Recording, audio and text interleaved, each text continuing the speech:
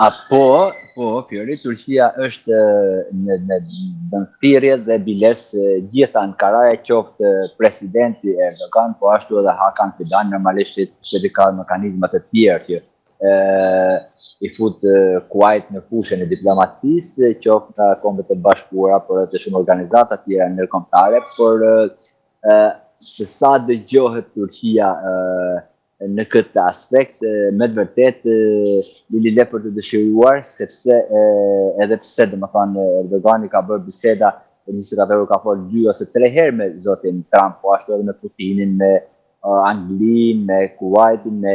Dubain, me shumë të tjerë, me Pezeshkianin e Iranit, ka vazhduar telefonatat diplomatike, me sa po duket kjo çështje është totalisht, domethënë, qoftë forcat rajonale, domethënë siç është Irani, po ashtu edhe Izraeli, po ashtu edhe vendet arabe, nuk e duan që Turqia të jetë ndër, mund ta quajmë, pikat kryesore të diplomacisë, siç ishte faktor në diplomacinë për mes luftës Rusi-Ukrainë dhe Ukrainës. Këtu është pak tjetër, janë interesat automatikisht të gjitha anëve, por Turqia bën në fjalë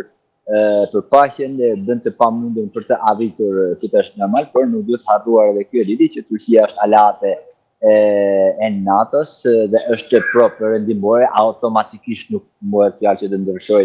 usullën e saj diplomatike